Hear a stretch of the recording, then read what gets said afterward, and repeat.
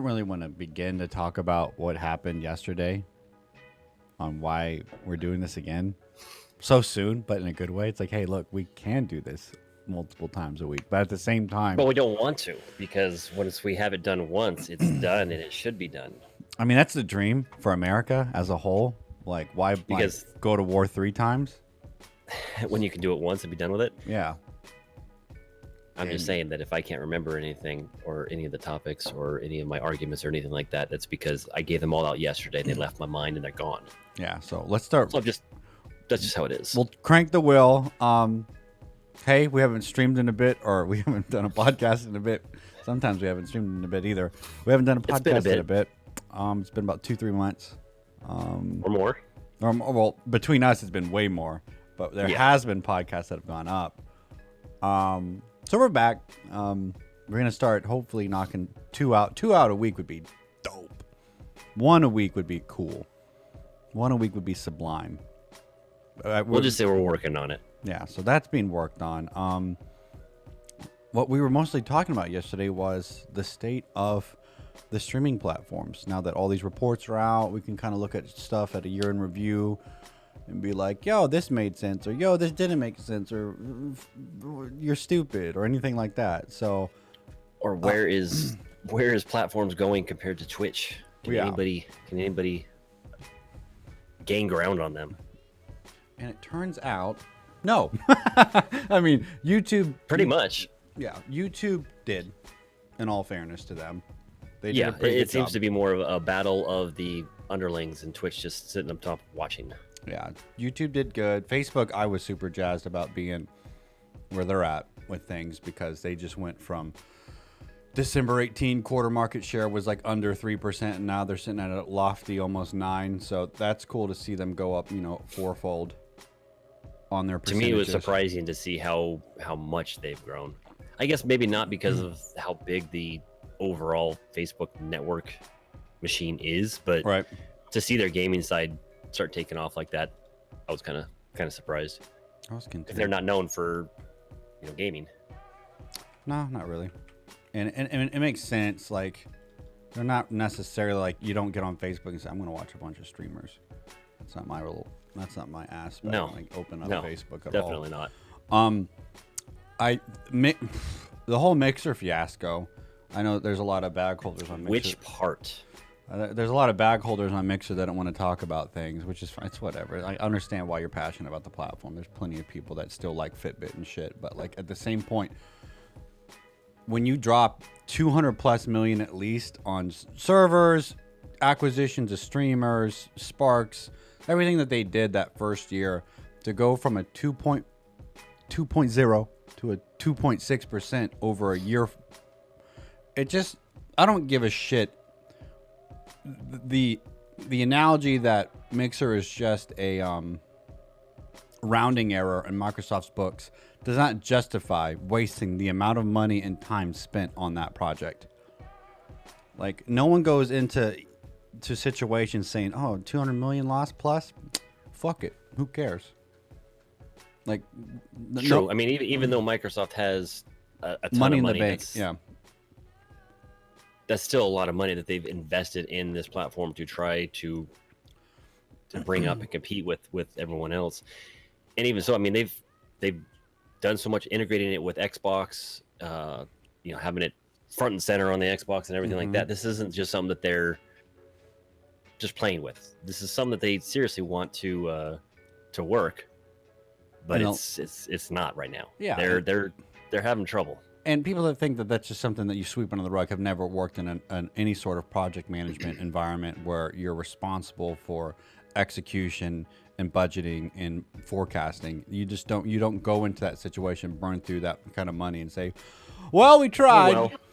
Someone make a good tweet on Mixer, say something funny to Dr. Disrespect because we're fucked. Like, it's just... It'd be kind of fun to be a fly on the wall in the board meetings for the Mixer side of things. You just hear what their thought process is and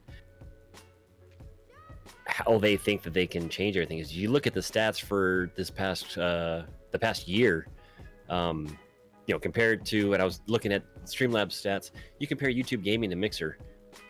YouTube Gaming had almost half the hours streamed compared to Mixer, yet had 8 times the number of hours watched. Yep.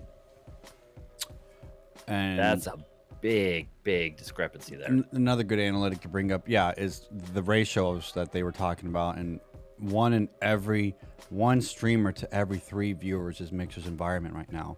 Like, I don't care if it's a new fucking platform or it's new to the scene, or it should be easy to grow because it's smaller. When you're averaging 1 to 3, like that, I mean, that's terrible. I mean, it's Right. cool because You look at the average, not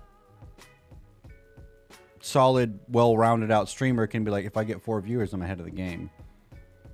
And that's such a terrible mindset to be in. But that, you look at those stats, that's what those people have going in. That's why the whole let's adopt Lightstream, let's plug in as many possible routes to stream as possible with all these Xboxes and Lightstream, and just kind of cross their fingers that someone eventually watches this shit. You have the worst console you've ever released.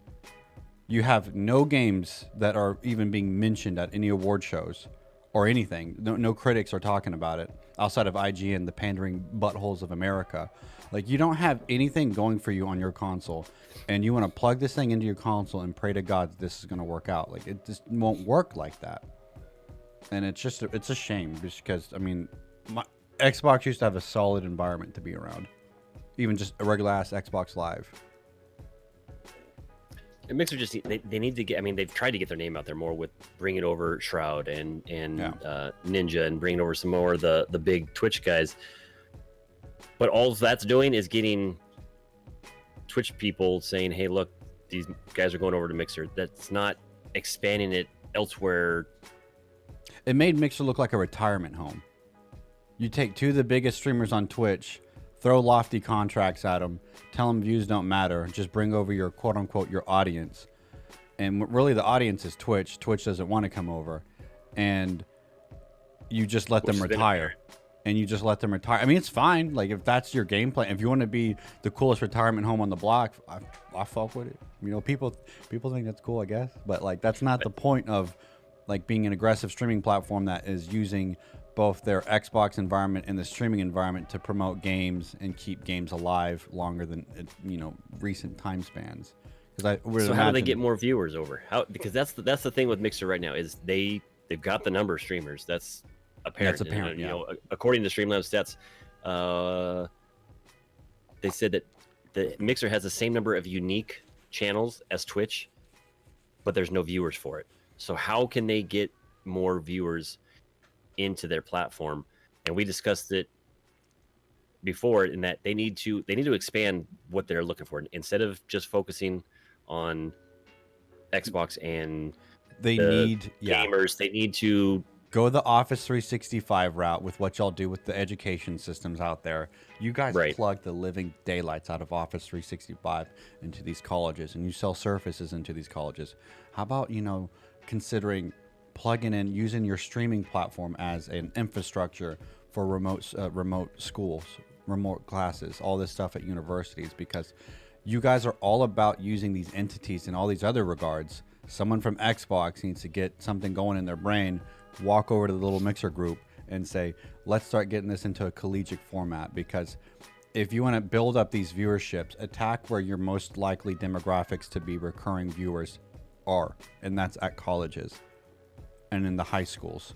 Plug in this infrastructure there, and it would take off. Like, I swear to the Lord God, you plug this into a single university, beta it out for like a good semester on using Mixer as a streaming platform. Maybe you don't have to privatize up the classrooms to student interaction. Just use it as a check-in service where people can like check in and watch their classes online, and just slowly build up this reoccurring viewership. Because if you want to get the viewers, you want to get the ad sales, you want to get all this going, the colleges that's where everyone goes to start beginning their, because you are creating your customer at the collegiate level.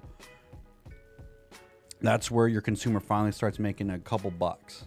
So like, attack that audience. And I just believe starting it up as an educational source, just to really build up that base and expand on that from there, is the move to make. That's the only real move to make. And it gets their name out there a little bit more. I mean, before when Ninja came over and then Shroud, people started saying, okay, what's Mixer? They started hearing the name a little bit more. Well, now if you're starting to introduce that in the school setting, you're getting people as, you know, younger people as they're going to school. Now they're knowing what Mixer is from the very get-go. Mm-hmm. Out of the gates, because I can walk into a Microsoft store and be like, "What's your thoughts on Mixer?" And everyone at the Microsoft store is just like I've had this conversation. Like I'm in Dallas, I'm in San Antonio, Austin, Houston. I have those conversations just because it's something that's interesting to me. So I want to hear an opinion on someone that's on the ground level of the Microsoft side that looks over at the Mixer group and is just like, "What the fuck is this?" And it's nothing. I mean, I'll rag on Mixer all day. But end of the day, it's still a Microsoft entity that I would like to succeed. So, like, and it has a ton of potential. Yeah, but if I see or we all see just the lack of results due to just no success. Just not seeing that success that you would want to see at that level.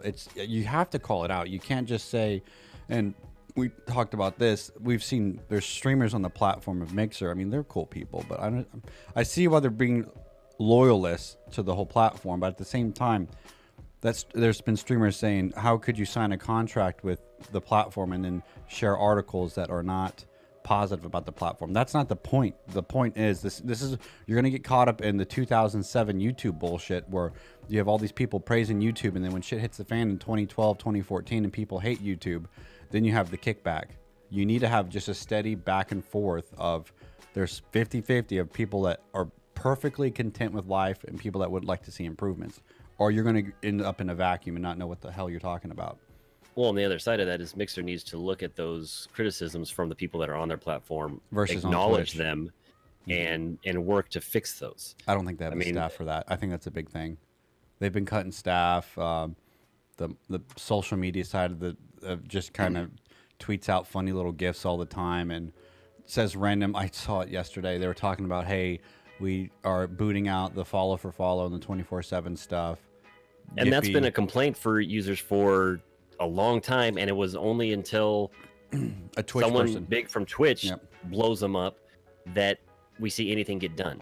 Why did it take this long to get anything done with that when your user community was complaining about it for a while? And then when your traffic has already died, because if you would address this, because you guys killed the Sparks things for everyone and started bringing in Shroud and Ninja, and y'all know, right? You knew when that pipeline was taking place.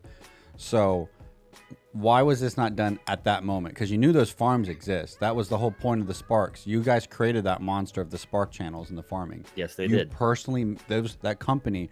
And for people to act like these 24/7s and farm channels are like ruining Mixer. Mixer made that beast. Y'all put these things into place, and then it started eating up and becoming a bad rep.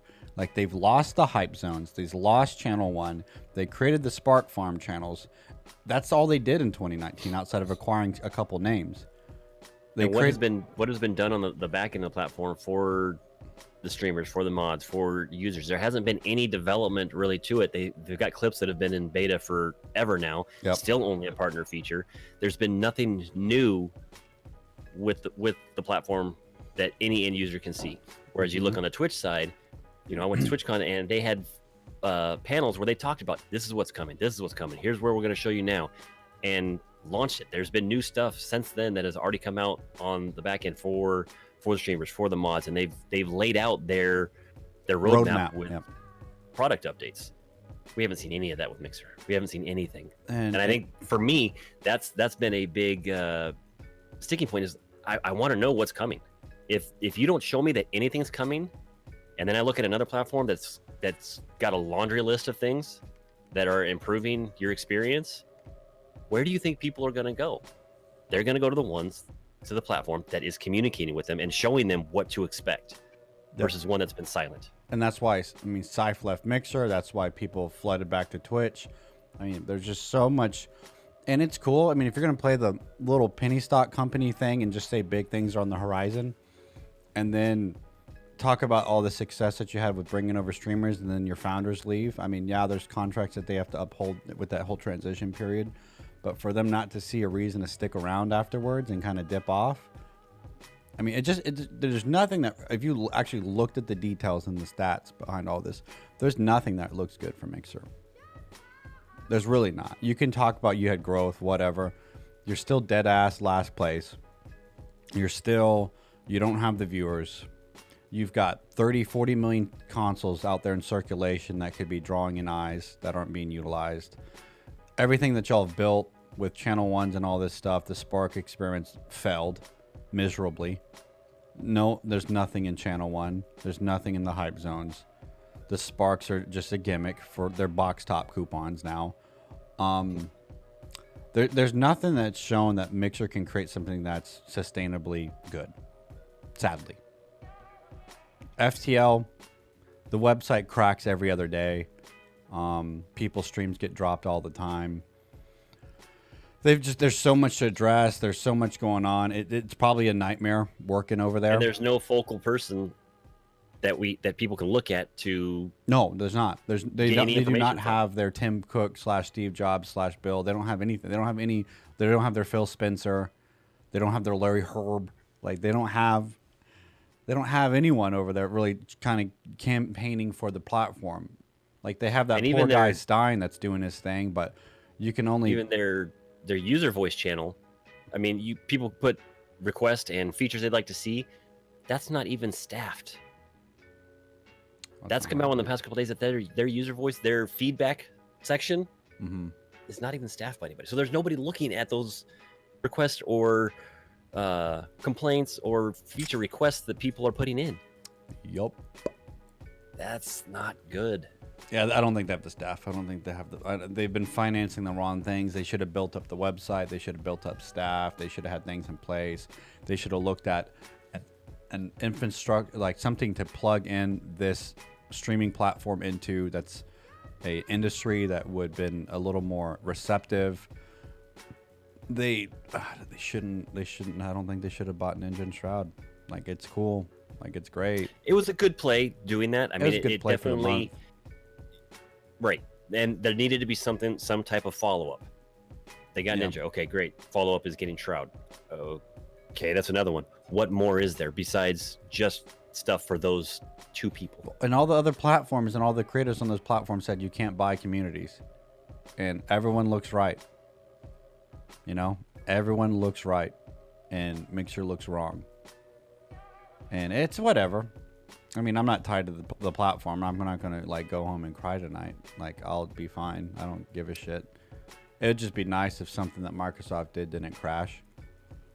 I mean, there's the Zunes, the Groove Musics, the Windows phones, all this stuff that's crashed and burned. I just hope to God people do not get overly committed on Mixer. Because... Well, and if you look at, all the people that are out there that are, I guess you could say, stream coaches, or that are putting out guides on people for streaming and getting their content out there. And one of the big things that they're all saying is diversify. Don't pigeonhole yourself into one platform. You need to be all over the place. Get your name out there. Get your content out there. Yep. And grow up the social medias first. You get a good Twitter, Facebook following, you can go live whenever and have a pretty good 100 to 500 people kind of popping in. If your social medias are built up and people are aware of your brand. And with the way Mixer's been going this play past year, I think you're going to see a lot more people trying to do that, getting their stuff out to other platforms as well, especially when you look at the stats and you see how well Facebook's taken off, how well YouTube's taken off. Yeah. It can't hurt. And if you do diversify into those other ones and you start doing better because there is more viewers, good for you. And the ones that you move away from, well, tough toenails. Yeah. They can keep up with you on Twitter or Facebook and then follow you to wherever you go live. It's not that hard if they're really give a shit. So if they don't give a shit, it's going to be interesting to see this year. I think is going to be a big make or break year for Mixer. And you thought last year was streaming platform battle. Yeah. Well, yeah. So they launched. Okay, so let's talk about the Xbox One X Series refrigerator bullshit. Launching that with no exclusives, making it a very dull release because I can play Halo 6 on my rig that I built from scratch, literally from scratch. I formed the metal myself. From my Xbox One X, from the cloud. I don't need to buy that thing. And it's just another thing. Don't if you have that kick-ass gaming PC. If you are somebody that doesn't, though, if you've just been... But everyone bought that X. If you just have an Xbox, or you just have a PlayStation, and now this comes out, now this is the higher specs, bump up in graphics and all this stuff. You don't want to spend that $1,000 or more for that top of the line gaming PC. This is your step up. So the casual gamer is being being gamed for again. We can say. I don't think it's a gimmick. It's just the natural evolution of a. I don't. Did I say gimmick? I thought I heard gimmick. I hope I didn't say gimmick. No, I'm like the casual gamer is going to be going like that's what they're going for again, which is like fine. I just don't think there's that much. Everyone, all these people just bought Xbox One X's, bought Xbox One S's, been buying Xbox Elite remotes, been buying all this shit, and then they're gonna drop an X series that's percentage-wise how much better than the Xbox One X, or would you say 20%, 30% better? That I couldn't say. I don't think the sales of like maybe in a year it would have been like bigger because it's like we didn't just release an Xbox One X like a far to go. The X has been out for 2 years. How long now? 2 years, I think.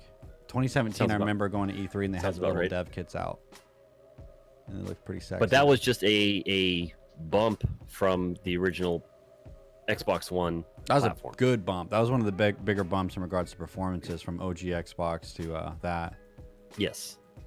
I don't think there's been a hard. But I agree. If you've got that great gaming PC and you are even the X, like even if you have an Xbox, and you're One a X. big fan of the Xbox first party games, there really isn't a reason to upgrade to it because all those first party Xbox games are going to be coming out on the PC as well. Yeah, and I don't need to be on. So yeah, I don't see the need to upgrade for that, but I think it's for those that don't have that computer, or they have a computer, but it's not really a gaming computer. They primarily game on the Xbox. This is where they go without having to dump all that money into a new computer.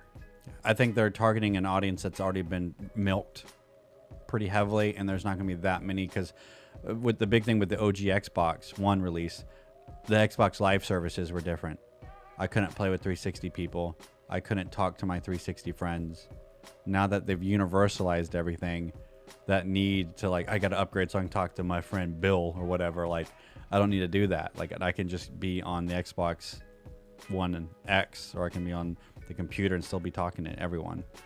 So I think that they're losing a lot of reasons to buy and upgrade. This is the least reason to buy Xbox ever. Well, why'd you buy the One X over the original Xbox One? Graphics were a huge difference. That was a pretty big difference. You don't think you're going to have that same difference moving up to the Series X versus the One X? Oh, did you say going from the OG Xbox One X to the Xbox One, or the Xbox One to the Xbox One X? Right. That was a big clunky piece of shit. That was the worst Xbox ever bought. I don't think the Xbox One X is the worst Xbox ever bought. There was enough of a difference in performance to make you want to upgrade to that next one. The Connect issues, the hard drive being slow, there was a bunch of things. That Xbox One OG was so poor. The Xbox One X has been pretty solid. Right. If we're going to talk about iterations. And I don't think it was shit released. I don't think it was released in a poop manner for it to be looked at like the way I looked at my Xbox One X. Because I looked at that dumb Connect. I looked at that big dumb black box. I listened to that dumb thing nearly implode every time I would run a game that was extensively using graphics. And it was like having a lawnmower in your entertainment center, where my Xbox One X is cool, chills, hangs out, doesn't do anything weird, turns on, good graphics, 4K. That's what I'm saying. There was enough of a... There's a reason. Increase. There was a reason. Yeah. You don't think you're going to see that with the Series X versus the One X? No, I think the difference in this situation is the Xbox One to the Xbox X, Xbox One super doo-doo. The Xbox One X, way better than how that was released. So right. I think it's just the last generation. Let's call the Xbox One X the last generation. The last generation was so much better with this cycle than it was last. I don't think I'll need to even, that need's not there. Where I was just like, I need to get out of this Xbox. Well, I guess we'll have to wait and see once. Yeah, the sales are those scaring games me come because out it's just like, yo, if y'all pooch this, you'll pooch Mixer. How much do you want to just keep pooching on the gaming side before y'all do something either super drastic or just start letting things keep dying more than they already have? Because they're in such an awkward position now with Xbox One Live and that whole shindig. Like it's not a comfortable space, and they're fabricating numbers by doing all this, universalizing the Xbox and the Windows 10 space to kind of boost up the numbers that are to make them look a little better.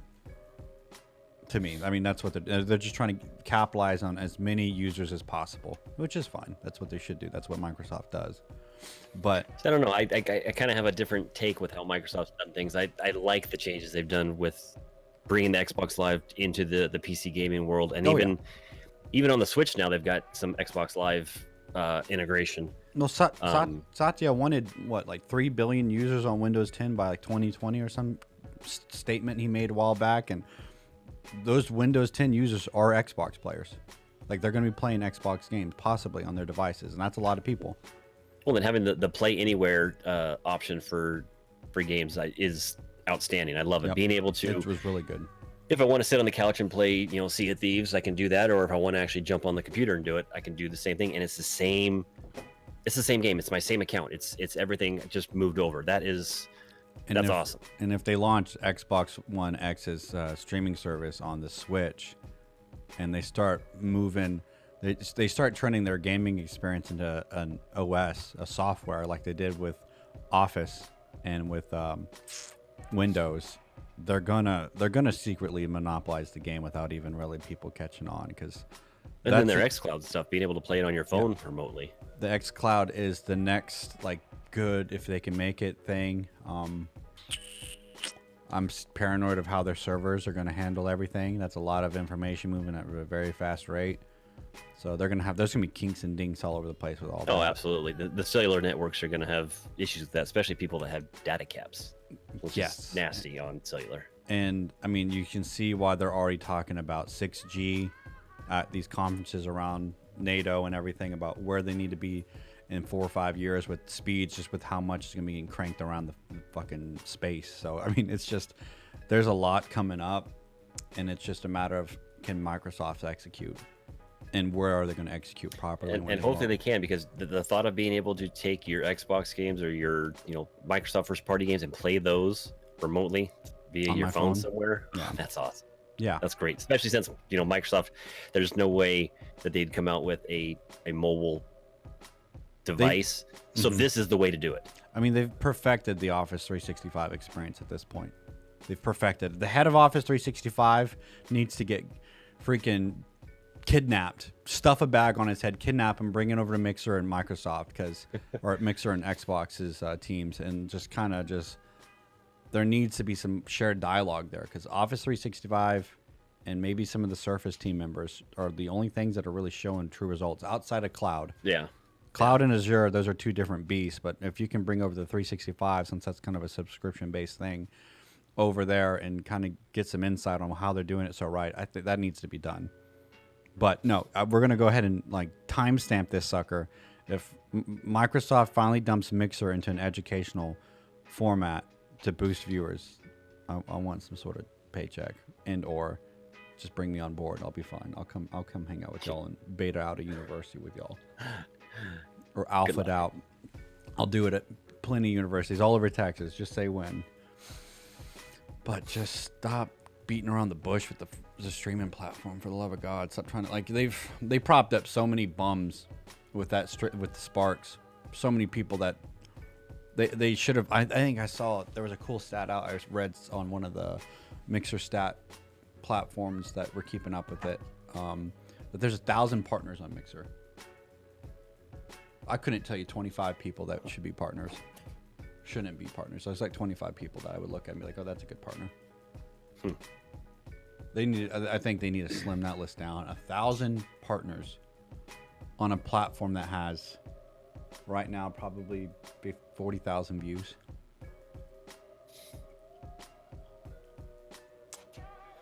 And your average viewer to receivers 1 to 3. Yeah, that's just- that's a staggering stat. I just don't think 1,000 partners makes sense. I think, yeah, maybe roll. I mean, this is why D Live rolled everything back, because they got super aggressive too and was partnering everyone under the sun. And then they're like, oh shit, these people kind of suck. They're not doing anything to Yeah. carry the platform. Maybe we should fix that. And they started putting people in affiliate statuses and creating higher partner accounts. And I think that may need to come up, because I would put maybe 100 to 200 folks as partners. I'd Well, that's go what their, 200. I guess maybe their whole plan was with the whole open monetization with Embers and stuff, and then they had talked about subs for non-partners, but that conversation has died. There's been nothing said about that for a while now. Yeah, and then there was that guy's stupid blog that was talking about how structures of companies, organization structures are set up, and it's like, dude, I mean, that's cool and all. Like, I mean, it seems like you maybe worked somewhere once in your life, but at the same time, Mixer's not making these decisions because of conversations through heads of divisions. Decisions are being made within that division, and if they're poor decisions, that has nothing to do with a lack of interest between other heads. That's just a poor decision. Unless they have a game plan that they want to implement, and they have to get that higher up's approval, and other things are bigger on Yeah. that person's plate, so they don't. that could they be don't pay things for like attention to it. future roadmap stuff, but in regards to like the Sparks and That had to have been a higher up decision. To the fact that they were going to monetize the Sparks, that had to have come from a higher saying, your yes, Mixer head, go your ahead and try Mixer this. project manager is going to justify that to them. It's not going to be like, oh, this is a good idea, let's do this. Like the Mixer, I mean, your project team manager is going to look at that and be like, okay, let's build up this case and do this for growth. But that still has to get approved from the powers that be that make the financial decisions with the company, because they put out a They lot already of have their money budget with set that. up though. Going into this, they have control of their own budgets, and there's been plenty of discussions in the back end saying that Microsoft's told Mixer kind of just don't go super red with your budgets. I mean, you're going to go red because you're a marketing arm, but at the same time, don't go mega red. So it seems like there's some financial freedoms back end, and then your project team managers are going to know like what their budgets are prior to doing anything for the quarter. So it's just I just something's going on back there that's just like, what are y'all doing? Yeah, that's why I say it'd be nice to be a fly on the wall and just hear the conversations that are going on, and where do they see things themselves. Yeah, well, let's talk about a But good we thing. shall see. How, a good thing that I did like about this whole thing has been, we talked about how with Facebook's positive growth, Facebook already has the social media side nailed to the cross. Like it's there. You already have that. They are the social media network. They are the social media network, and all you're doing is streaming and then advertising yourself in the same place versus going about the Mixer route where you're trying to reach out into these other platforms of social media to kind of spread the name of Mixer. Mixer's getting caught up in this Twitter bubble and not realizing Twitter's got some active users, but Twitter's user base and the It's the same thing with Twitch. I mean, you look at Twitch and Mixer, and you can throw D Live in there if you want to include them in anything. There's really the social media side isn't attached to those platforms. Nope. It's all contained within the platform itself. Yep. To get your name out there further, you have to go to YouTube and throw your clips out there. You have to go to Twitter and throw your tweets out there with links to your clips and stuff like that. With Facebook, you've got the biggest social media platform in the world already set for Ready. you Plugged to plug in your stream, and now your stream is automatically, your clips are right there in your timeline. And Cypher looks millions super of smart users. right now. Cypher looks like a very intelligent human being just because he made that move over to that platform with the usership and the user base that he already has, or the viewership. And he's base. doing great. He's getting more views and likes that on Facebook in the couple months that he's been there than he was getting on Mixer. The other day he was streaming GTA 5, which he hasn't, he's been doing a little bit more of. Mhm. He had more views for that one stream than the entire GTA 5 category on Mixer. Yeah. And it's like, if you want to grow your brand, just take reference to other content creators on other platforms. Don't use Mixer as your only measuring stick, for the love of God. Like, Diversify. and no, I'm happy for Cypher to be able to make that move that he did, go over there And yeah, there's streams that he's had where he's had 250,000 views. And on your typical YouTube video, that's huge.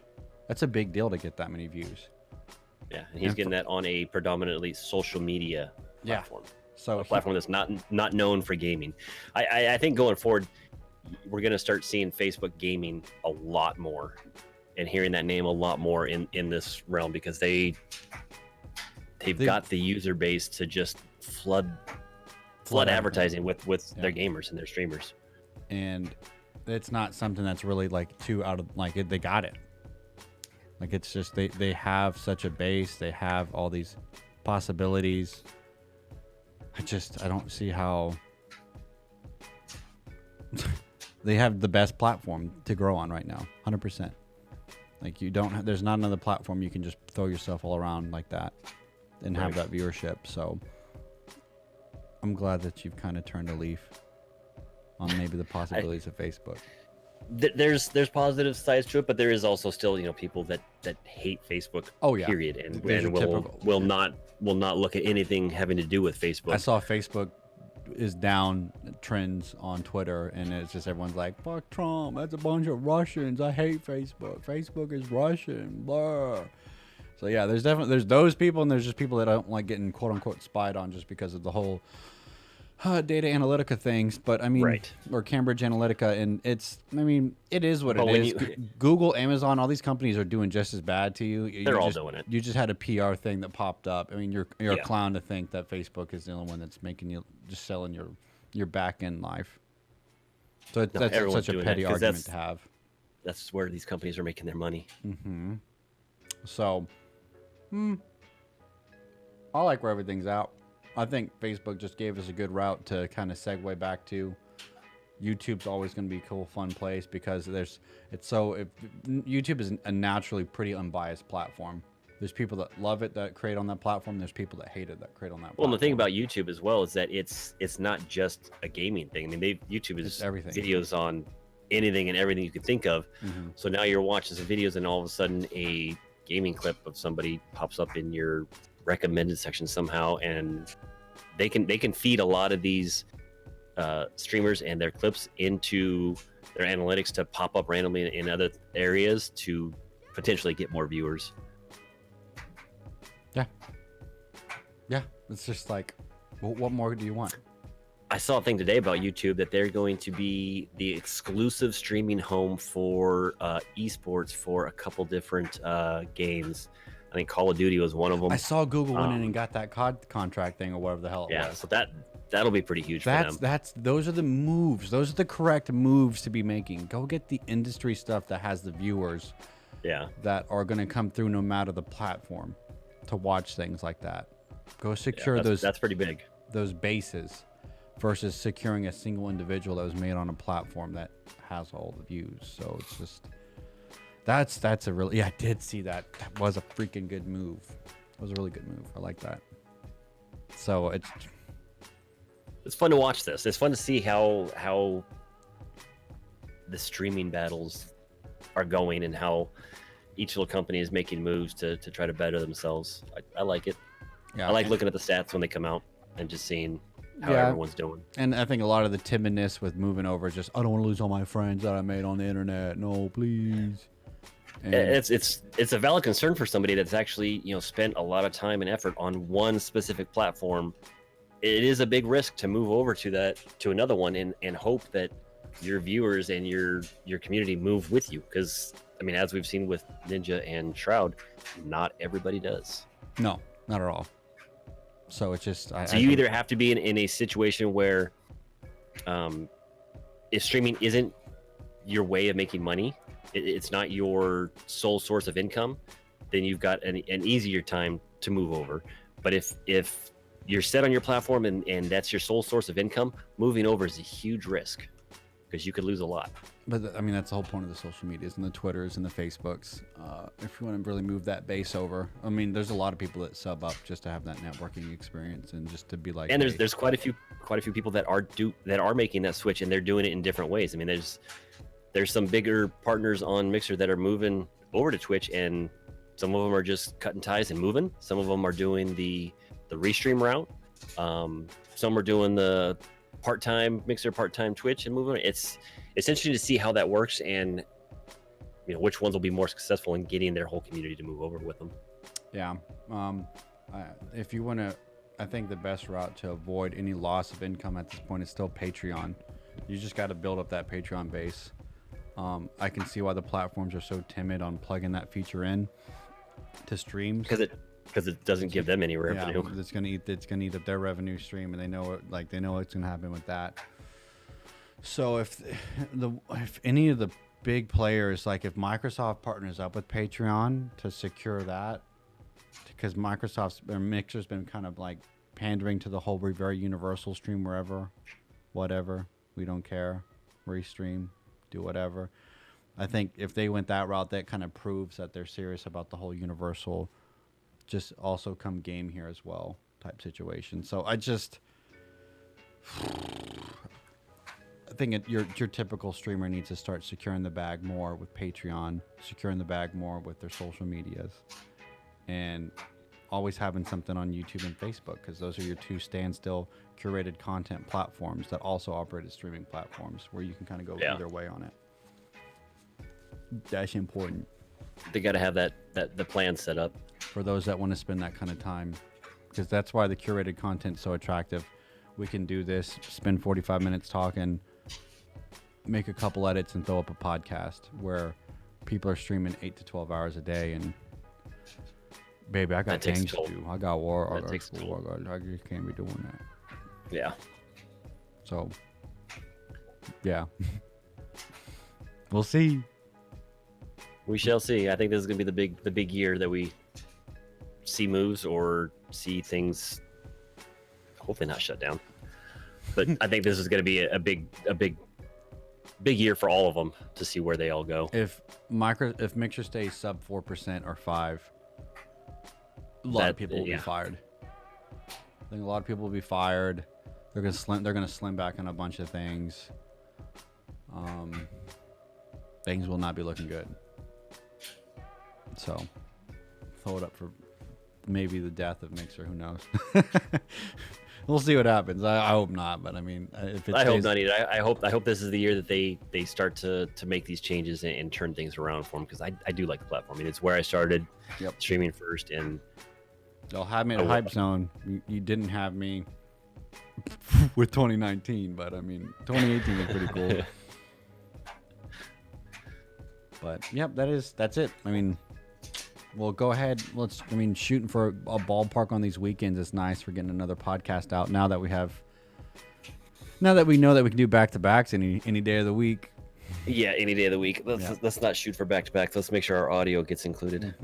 Just having a one-sided conversation in a podcast is kind of... It would have been pretty cool to post that and be like, look, I can talk to myself. But no, that's it. I mean, next week, hopefully we'll have something new we'll have plenty of things new to talk about, so I'll have to see you then. Hopefully we can get a couple guests on. I know there's a bunch of people that are really interested in doing podcast stuff that either you and I can sit in on, or myself sit in on with them. And if anybody else has any suggestions on stuff to talk about, feel free to throw them in wherever you're watching this on, YouTube, Spotify, whatever podcast outlet. Just tell us that we're dumb, tell us that we're stupid, or tell us something. It's fine, I don't care. All comments are approved. But that's it. That's all we got.